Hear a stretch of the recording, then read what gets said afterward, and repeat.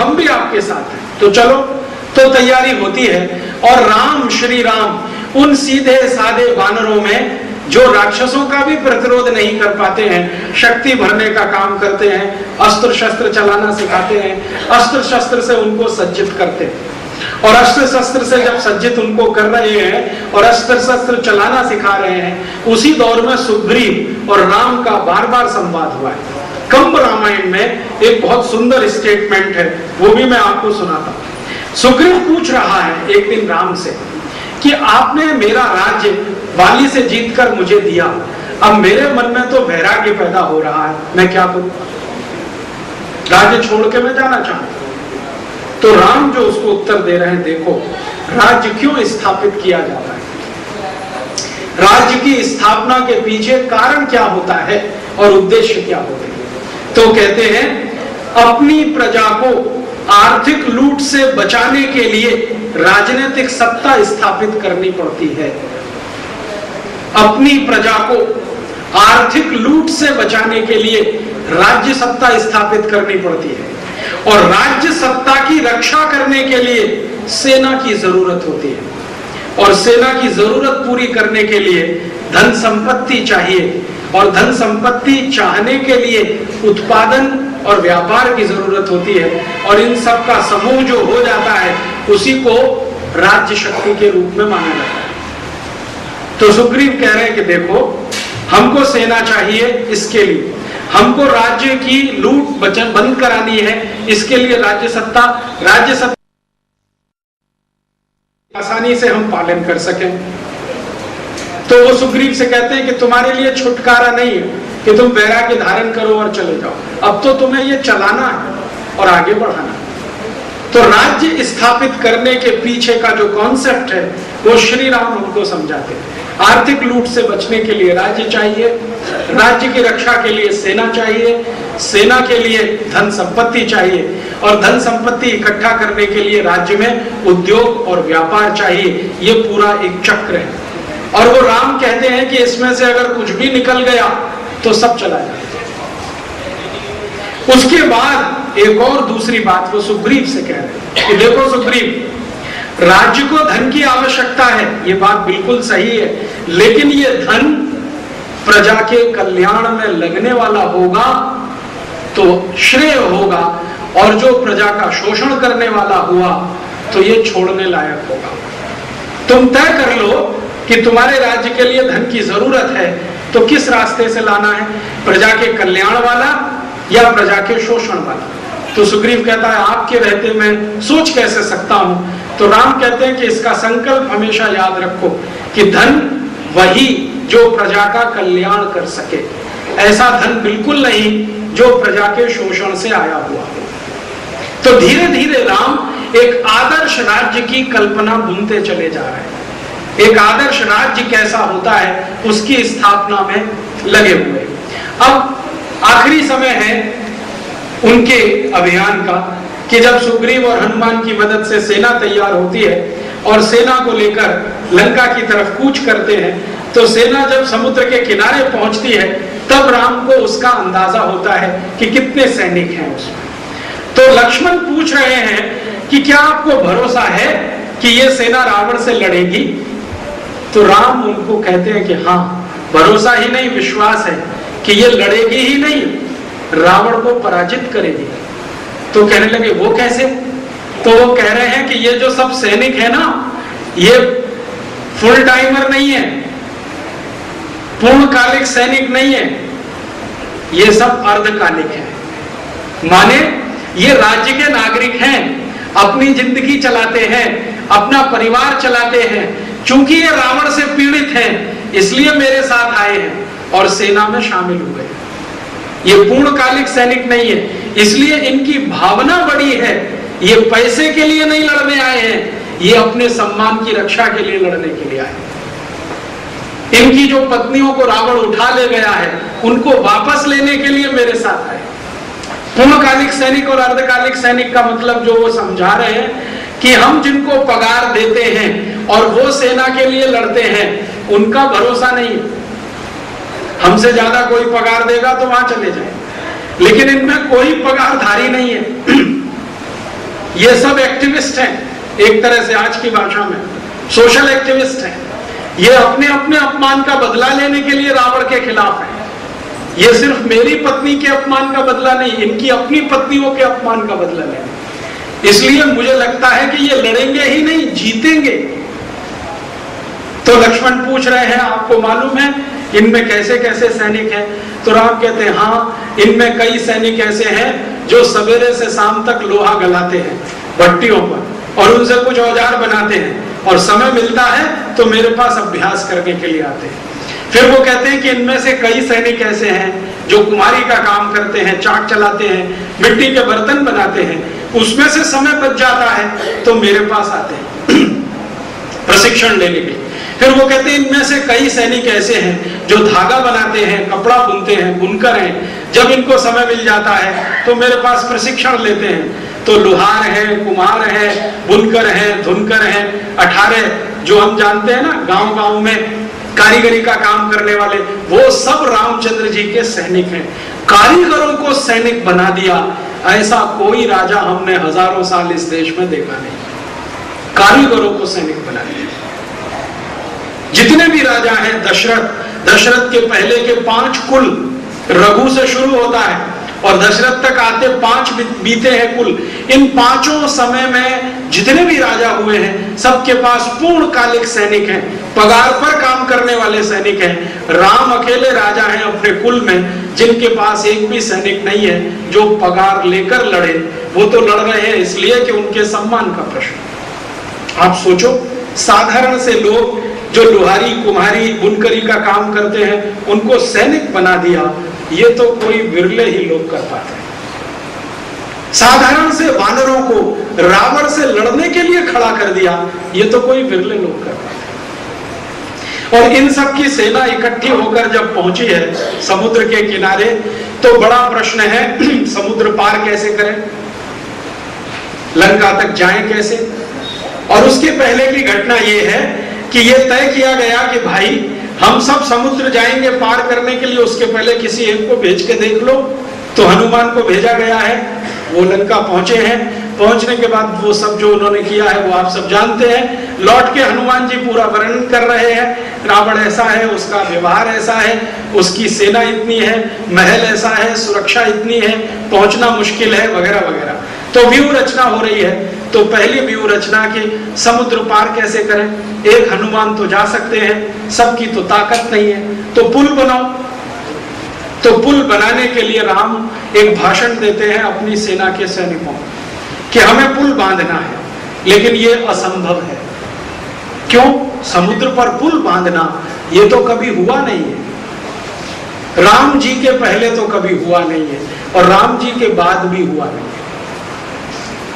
पूरी दुनिया में समुद्र पर पुल बांध दिया हो ऐसी कोई घटना नहीं है। और बचपन में मैं सुना करता था, हमारे भारत में कुछ ऐसे लोग हैं जो अपने आप को अथीस्ट कहते हैं। अथीस्ट समझते हैं? नास्तिक, जो भगवान को नहीं मानते, ईश्वर को नहीं मानते, राम को नहीं मानते, रामचरितमानस को नहीं मानते। वो ये कहते हैं ये सब कल्पना है, कपोल कल्पना है। ऐसे बहुत लोग हैं।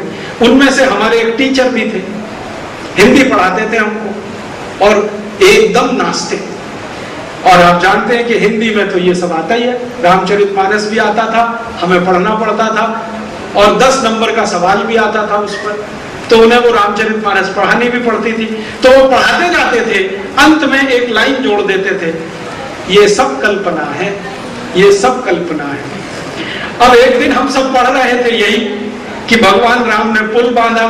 तो पुल बांधा तो उसका वर्णन तो बहुत विस्तार से, मैं तो आपको संक्षेप में बता रहा हूं। तो वो हमारे जो प्रोफेसर साहब कहने लगे ये बिल्कुल असंभव है, कभी किसी ने पुल बांधा नहीं, और पुल बंधे समुद्र पर ये हो नहीं सकता।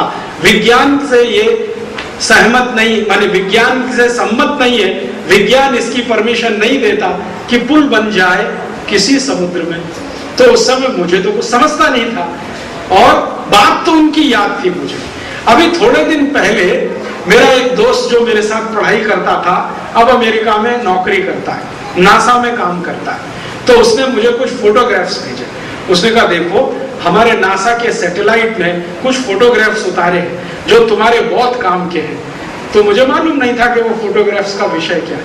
लेकिन जब वो आए मेल के द्वारा और मैंने मेरा मेल बॉक्स खोला तो मुझे बहुत आश्चर्य हुआ कि वो फोटोग्राफ 5,13,000 वर्ष पहले के, 5,13,000 वर्ष पहले का कोई पुल बना है श्रीलंका और भारत के बीच में, उसके फोटोग्राफ्स हैं। बाद में मैंने वो फोटोग्राफ्स देखने के बाद नासा के डायरेक्टर को मेल किया, जॉइंट डायरेक्टर को मेल किया, उनके बहुत सारे साइंटिस्ट को, कि आप मानते हैं कि ऐसा कोई पुल है? उन्होंने कहा हाँ मानते हैं, और ये पुल अभी भी जीवित है। रामेश्वरम है ना, रामेश्वरम, वहां से शुरू होकर और लंका का आखिरी जो किनारा है वहां तक जाता है। पुल अभी भी जीवित है और 47 नॉटिकल माइल का है, और भारत के समुद्र के आखिरी किनारे से श्रीलंका के समुद्र के पहले किनारे के बीच की दूरी भी 47 नॉटिकल माइल है। तो मैंने उनसे पूछा ये कैसे संभव है? सैटेलाइट तो झूठ बोल नहीं सकता, क्योंकि सैटेलाइट में कोई आदमी नहीं होता। झूठ बोलने की आदत तो आदमियों को होती है, मशीन तो ज्यादा नहीं बोलती, और उसकी प्रोग्रामिंग भी वैसी नहीं है, क्योंकि अमेरिका ने ये प्रोग्रामिंग फीड करके सैटेलाइट नहीं छोड़ा था कि उस पुल का ही फोटो लेना है। वो तो दुनिया भर के फोटो उतार रहा है, घूमता रहता है, फोटो उतारता रहता है। अभी फोटो आ गए उसकी पकड़ में तो हम देख रहे हैं। तो अब अमेरिका के नासा के सब वैज्ञानिकों ने मान लिया कि भारत देश में 5,13,000 साल पहले कोई पुल बना था, और भगवान राम का समय ठीक आज से 5,13,000 कुछ 100 वर्ष का है, ठीक आज के समय से। तो यह सिद्ध हो गया कि पुल बना था, और वैज्ञानिक ये कहते हैं कि यह अद्भुत है, ऐसा पुल अद्भुत है। कैसे अद्भुत है? वो ये कहते हैं कि इस पुल को बनाने के लिए बहुत बड़े बड़े पत्थरों को समुद्र में डुबोया गया है, और वैज्ञानिकों ने यहां तक कह दिया है कि इन बड़े पत्थरों को समुद्र के तल तक पहुंचाने के लिए पत्थरों के साथ जहाजों को भी डुबोया गया। और कंबन रामायण में यह बात आती है कि भगवान राम ने नल और नील, नल और नील आप जानते हैं रामायण में है, नल और नील ये जो है ना सुग्रीव और हनुमान, इन्हीं के मित्र मंडली के दो लोग हैं, दोनों सिविल इंजीनियर, आज की भाषा में मैं कहूँ तो वास्तु विशेषज्ञ हैं दोनों के दोनों, क्योंकि उनका वर्णन बहुत लंबा है कंब रामायण में। नल की विशेषताएं क्या हैं? नल की विशेषता यह है कि किसी भी तरह की सड़क का निर्माण, किसी भी तरह के भवन का निर्माण करने में सक्षम है नल। और नील की विशेषता क्या है? नील की विशेषता यह है कि पानी से जुड़ा जितना इंजीनियरिंग है, जिसको आज की भाषा में हाइड्रोलिक्स आप कहिए, उसका विशेषज्ञ है। तो ये नल और नील दोनों भाई हैं, और राम की सेना के सैनिक बन गए हैं, क्योंकि ये सुग्रीव के दोस्त हैं, सुग्रीव राम के साथ आ गए। तो नल और नील ने पुल की नींव रखी है, ये हमने कंब रामायण में बार बार पढ़ा है। और नासा का सैटेलाइट कहता है कि नींव रखी गई है, तो कुछ जहाज पत्थर लेके स्वयं डूबे हैं, क्योंकि वो जहाज भी अभी तक वहां है नीचे उन पत्थरों के साथ, और उन जहाजों का कुछ हिस्सा निकालकर कार्बन डेटिंग किया गया, तो उम्र उनकी भी 5,13,000 और कुछ 100 वर्ष निकल गए। और कंब रामायण में कंब ऋषि ने बहुत विस्तार से वर्णन किया है कि कैसे एक जहाज को राम भेज रहे हैं, उसमें पत्थर रखे हुए हैं और वो जहाज डूब रहा है, फिर उसके ऊपर दूसरा डूब रहा है, फिर तीसरा डूब रहा है, ऐसे 47 जहाज डूबे हैं, उनके पत्थर रखे गए हैं, तब जाकर एक दीवार बनी है, फिर दूसरी दीवार, फिर तीसरी दीवार, इस तरह से पुल का निर्माण हुआ है। और वो पुल पूरा होने के बाद ये जो सेना है ये उस पर से लंका गई है। पुल बनाते समय बहुत ध्यान रखा है नल और नील ने, इससे समझ में आएगा कि टेक्नोलॉजी कैसी है। नल और नील संवाद कर रहे हैं राम से कि पुल कैसा होना चाहिए, आप जरा बताइए। तो राम कहते हैं भाई तुम विशेषज्ञ हो, तुमको पता होना चाहिए कैसा होना चाहिए, तो लेकिन आप तो गूढ़ रहस्य भी जानते हैं, आप बताइए। तो राम कहते हैं देखो पुल ऐसा होना चाहिए जिस पर से मेरी पूरी सेना पार हो जाए और जरूरत पड़ने पर वापस भी लौट आए। ऐसा नहीं कि सेना पार हुई और पुल गया, जाए पूरी सेना और लौटकर वापस आए, तो नल और नील बड़े आश्चर्य में पड़ गए। वो कहते हैं कि आप ऐसा क्यों कह रहे हैं कि हमारी सेना जाए और लौट के भी वापस आए? तो राम कह रहे हैं कि मैं जिस रास्ते जा रहा हूं इसी से वापस भी आऊंगा। तो नल और नील पूछ रहे हैं कि भगवान, वो तो बड़ी अच्छी नगरी है लंका, सोने की है, हीरे जवाहरात है, बहुत धन है, बहुत संपत्ति है, आपके बारे में तो मैं ये सोच रहा हूं कि आप वहां जाके रहेंगे, रावण को मारेंगे और वहीं अपना आवास बनाएंगे। तब नल नील को उन्होंने कहा है, जननी जन्म भूमिश्च स्वर्गादपि गरीयसी, कि जिस भारत माता ने मुझे जन्म दिया है वो स्वर्ग से महान है। भले वहां सुविधाएं कम हैं, धन संपत्ति कम है, लेकिन मैं लौटूंगा अपनी जन्मदात्री के पास, मैं लंका में नहीं रहने वाला। इसलिए पुल बनाते समय ध्यान इस बात का रखो कि सेना जानी चाहिए और पूरी वापस आनी चाहिए, तब तक पुल टूटना नहीं चाहिए। तब नल और नील कहते हैं कि तब तो इसमें समय लगेगा। तो राम कहते हैं लगने दो, तब तक तुम समय लगाओ पुल बनाने में, मैं सेना का प्रशिक्षण करता हूं, दोनों काम होते हैं। तब कंब रामायण में एक वर्णन है कि नल और नील कोई विशेष तरह का एक पदार्थ तैयार कर रहे हैं जो पत्थरों को जोड़ने का काम करे, और ऐसा पदार्थ हो जो पानी में भी ना घुले। तो नल और नील को यह पदार्थ तैयार करने में 13 दिन लगे हैं, जड़ी बूटियों का और पत्थरों का चूरा बना के, लेकिन पदार्थ इतना अच्छा तैयार हुआ है कि 2 पत्थर के बीच में लगा दो तो पानी से भी ना घुले। और अब नासा ने यह मान लिया है कि जो पत्थर आपस में जुड़े हुए हैं कुछ अद्भुत पदार्थ से जुड़े हुए हैं जो 5,13,000 साल बीतने के बाद भी अभी तक घुला नहीं है, और पत्थरों को जोड़कर उसने अभी तक रखा हुआ है। इसका माने कोई तो सिविल इंजीनियरिंग की टेक्नोलॉजी रही होगी।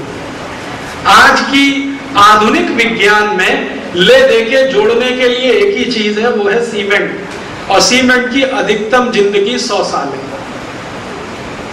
100 साल का सीमेंट है। अच्छी से अच्छी बिल्डिंग कितनी भी कंक्रीट वाली आप बना दो, 100 साल के ऊपर नहीं टिकती, 100 साल के बाद बिल्डिंग जाती ही है। उससे अच्छा तो भारत का चूना है जो कम से कम 500 साल टिकता है, जिससे राणा प्रताप का किला बना हुआ है, या तो जोधपुर का किला बना हुआ है, या तो ये जयपुर का किला बना हुआ है, या तो शिवाजी महाराज के, वो 500-500 साल के हैं जो चूने से बने हैं। लेकिन नल और नील के पास इन दोनों से अलग कोई तीसरी चीज है जो 5,13,000 साल से टिकी हुई है। तो कंस्ट्रक्शन में, सिविल में इतनी ऊंची टेक्नोलॉजी ये तो किसी ने कल्पना नहीं की है। बहते हुए समुद्र के पानी पर पुल बना दे कोई, ये तो आज की इंजीनियरिंग के विषय के बाहर है। मेरे बहुत सारे दोस्त हैं जो सिविल और कंस्ट्रक्शन में हैं, और उनमें से मैं बहुत बार चर्चा करता हूं कि यार कोई तो कल्पना करो, कोई तो हाइपोथेसिस लाओ कि समुद्र के पानी पे पुल बन सकता है। उन्होंने कहा हमारी कोई हाइपोथेसिस और कोई कल्पना उतनी दूर तक जाती नहीं कि समुद्र के बहते हुए पानी पर पुल बन सके। मैंने कहा यार ये तो बनाया 5,13,000 साल पहले 2 बड़े सिविल इंजीनियर हुए, नल और नील, दोनों ने बना के दिखाया, और नासा ने अब मान लिया कि हाँ ऐसा पुल था। तो इससे सिद्ध ये होता है कि राम के जमाने की टेक्नोलॉजी कितनी ऊंची रही होगी। और अब जब ये सबूत मिल गया, ये देखिए 2 तरह के लोग होते हैं दुनिया में। एक तो मेरे जैसे कुछ मूर्ख लोग हैं जो विश्वास बाद में करते हैं, सबूत पहले मानते हैं कि यार कोई प्रूफ दिखाओ तब तुम्हारी बात मानी। तो उनके लिए मुझे डॉक्यूमेंट्स कलेक्ट करने पड़ते हैं। लेकिन एक ऐसे लोग हैं जो विश्वास पहले करते हैं और सबूत कभी नहीं मानते कि हाँ ये हुआ ही होगा, क्योंकि राम में ये क्षमता है कि वो कर सकते हैं। और ऐसे करोड़ों लोग इस देश में, वो कभी सबूत नहीं मानते कि राम ने पुल बनाया था तो कहां था, पत्थर कौन सा था, सीमेंट कौन सा लगा, एडहेसिव फोर्स था कि नहीं था, सरफेस टेंशन कितना रहा होगा, ये फालतू सवाल नहीं करते। मेरे जैसे कुबुद्धि लोग जो थोड़े आधुनिक शिक्षा में पढ़ गए, वो डॉक्यूमेंट्स मांगते हैं। तो अब नासा ने वो डॉक्यूमेंट्स भी दे दिए। तो उनके आधार पर मैं वैज्ञानिकों से चर्चा करता हूं कि कल्पना कर सकते हैं ऐसा कोई पुल था। उन्होंने कहा हमारी विज्ञान तो फेल है। तो इसका माने 5,13,000 साल पहले की विज्ञान को ज्यादा ऊंची रही होगी, तभी यह संभव था। और पुल बना है पत्थरों से, ये कहानी तो सब जगह एक जैसी है, क्योंकि जहां पुल बना है वहां पत्थर ही पत्थर है और कुछ है नहीं। पत्थरों को जोड़ने के लिए कोई उन्होंने बनाया है पदार्थ, और वो पदार्थ इतना मजबूत कि इतने लाख साल टिक गया। और वो पुल इतना मजबूत कि सेना गई और वापस आई, और सिर्फ गई और वापस ही नहीं आई, लाखों साल तक वो पुल बना रहा। फिर समुद्र के किसी तेज बहाव के चलते, कोई सुनामी के चलते पानी का लेवल ऊंचा हुआ तो वो पुल नीचा पड़ गया, टूटा नहीं। पुल अभी भी सुरक्षित है, बस ये हुआ कि कभी सुनामी आई, तल बढ़ गया, पुल नीचे हो गया, टूटा नहीं है, अभी भी नहीं टूटा। तभी तो फोटोग्राफ में बिल्कुल स्पष्ट दिखाई दे रहा है। कभी समय और मौका मिला तो मेरे पास इस फोटोग्राफ्स का बहुत सुंदर कलेक्शन है, ये नासा से मंगाए हुए। एलसीडी प्रोजेक्टर मिले तो मैं आपको दिखा सकता हूं, मेरे लैपटॉप में अभी भी ये सारे फोटोग्राफ्स पड़े हुए हैं। ये पुल इतना सुंदर है कि देखने के बाद मुंह से यही निकलता है कि क्या तकनीकी रही होगी, कितनी ऊंची तकनीक रही। इस पुल की डिजाइन कैसी है वो भी सुनो। अंदर के जो फोटोग्राफ्स हैं जो स्पष्ट हैं, आप जानते हैं सैटेलाइट जो है ना, समुद्र के 90 से 150 किलोमीटर नीचे तक के चित्र बिल्कुल स्पष्ट खींच लेता है। आज जो सैटेलाइट अंतरिक्ष में, पहले ऐसा नहीं था 20 साल पहले, लेकिन अब इस क्वालिटी के सैटेलाइट बनते हैं कि समुद्र में 150 किलोमीटर तक नीचे के फोटोग्राफ बिल्कुल स्पष्ट खींचे जा सकते हैं। तो जो पुल के फोटोग्राफ्स है ना, बहुत अच्छे से आए हैं। तो पुल का शेप कैसा है? ऐसा है, जेड शेप होती है ना, जेड, अंग्रेजी का जेड बनाते हैं, ऐसे ऐसे ऐसे ऐसे ऐसे, ये है पूरा पुल। तो बहुत दिन में सोचता रहा कि नल और नील ने ये जेड शेप क्यों बनाया। आजकल के तो पुल जो हम देखते हैं आधुनिक जो इंजीनियर बनाते हैं वो स्ट्रेट लाइन होता है, पूरा एक पूरी दीवार खड़ी कर देते हैं, बांध बन गया। लेकिन उस समय जो उन्होंने बांधा है उसमें ये जेड शेप है, ये क्या चक्कर है? तो बहुत दिन में कई प्रोफेसर्स के साथ माथापच्ची करता रहा। बाद में समझ में आया कि समुद्र में पानी का प्रवाह और उसका दबाव बहुत अधिक होता है, और हम कोई स्ट्रेट लाइन खींच दें तो उसके ऊपर दबाव पानी का सबसे ज्यादा होता है, तो पुल टूटने की सबसे ज्यादा संभावना है। तो नल और नील ने अकल लगा के उसको ऐसे जेड शेप में बदल दिया ताकि दबाव हर दीवार पर बराबर पड़े और पुल नहीं टूटे। इतनी ऊंचाई हिंदुस्तान के लोगों में फिजिक्स की उस जमाने में 5,13,000 साल पहले, और आज के आधुनिक विज्ञान को पढ़कर निकले हुए जो पुल बनाते हैं वो ऐसे कि एक ही बाड़ में गया, क्योंकि वो स्ट्रेट लाइन है, सीधी लाइन है, पानी का दबाव ज्यादा पड़ेगा, जल्दी से टूट जाएगा। लेकिन उसी को अगर आप जेड शेप दे दें, जिगजैग शेप दे दें, तो पानी का दबाव सभी दीवार पर पड़ेगा और पुल सुरक्षित रहेगा। इतनी अकल उनको है, इस तरह की विज्ञान है। तो ये पुल बना है, पहले हम मानते थे कि कल्पना है, अब सिद्ध हो गया कि ये इतिहास है। और जब ये सिद्ध हो गया है तो अब मैं ये कहता हूं कि आगे भी बहुत कुछ सिद्ध होगा, थोड़े दिन के बाद और बहुत कुछ सिद्ध होगा। तो इस पुल को बना के राम की सेना गई है लंका, और लंका के रावण के साथ हुआ है युद्ध, और उस युद्ध में विजय मिली है राम को। उस युद्ध के पहले की एक घटना है जो बहुत महत्व की है। रावण का एक भाई है विभीषण, जो रावण से बहुत परेशान है। जैसे बाली का एक भाई है सुग्रीव, जो बाली से बहुत परेशान है, ऐसे ही रावण का एक भाई है विभीषण, जो रावण से बहुत परेशान है। रावण की जितनी नीतियां हैं उनसे वो सहमत नहीं, रावण के जो कुकर्म हैं उनसे वो सहमत नहीं। रावण श्री राम की पत्नी को उठा लाया है, विभीषण उससे भी सहमत नहीं, और वो बार बार समझा रहा है अपने भाई को कि क्यों झंझट मोल ले रहे हो, ये उसकी पत्नी को वापस कर दो। लेकिन रावण अपने अहंकार में और मद में चूर है, कैसे वापस करना, अभी तो युद्ध लड़ेंगे, अगर वो जीत ले तो ले जाए, नहीं तो युद्ध में मैं जीता तो मेरी हो गई, इस भावना का है आदमी। तो विभीषण अंत में जब बहुत परेशान है, थक जाता है, और रावण के द्वारा बार बार उसका अपमान किया जाता है, तो एक दिन वो लंका छोड़ के श्री राम जी के पास आ जाता है, और श्री राम को आके कहता है कि मैं विभीषण, लंकापति रावण का भाई, आपसे दोस्ती करना चाहता हूं। राम पूछते हैं क्यों? तो वो कहता है कि मैं आपकी नीतियों से सहमत हूं, रावण आपकी नीतियों से सहमत नहीं है, मैं आपके साथ होना चाहता हूं और चाहता हूं कि रावण का संहार हो, तो मैं भी आपके साथ हूं। तो विभीषण के मन में एक प्रश्न है, वो राम को कहते हैं कि देखिए मेरे मन में एक प्रश्न है, वो मैं आपसे स्पष्ट कहना चाहता हूं कि मैं युद्ध में आपके साथ रहना चाहता हूं, लेकिन युद्ध के बाद क्या? तो राम कहते हैं तुम्हें कोई शंका है? मैंने बाली से युद्ध किया है और उसका राज्य उसके भाई सुग्रीव को दिया है, तुमको क्यों शंका होती है? रावण से युद्ध करेंगे, जीतेंगे और राज्य तो तुम्हारा होगा। तो फिर दूसरा प्रश्न करता है कि आपकी ये जो सेना है लंका में जब घुसेगी तो रावण की तरह से ही व्यवहार करेगी या राम की सेना की तरह से व्यवहार करेगी? तो राम कहते हैं स्पष्ट करो इसको। तो वो कहते हैं विभीषण कि रावण की सेना जब किसी दूसरे राजा से लड़ने के लिए जाती है तो युद्ध तो बाद में शुरू होता है, सेना की लूटपाट पहले शुरू हो जाती है। युद्ध तो युद्ध के मैदान में होता है, लेकिन ये सेना उस राजा के गली मोहल्ले चौराहे में घर घर में घुस के संपत्ति लूट के लाती है, उनके बहन बेटियों को लूट के ले आती है। ऐसी है रावण की सेना। क्या आपकी भी सेना ऐसी है? राम कहते हैं इसका उत्तर मैं दूंगा तो अतिशयोक्ति होगी, तुम थोड़े दिन साथ में रहो तो मिल जाएगा।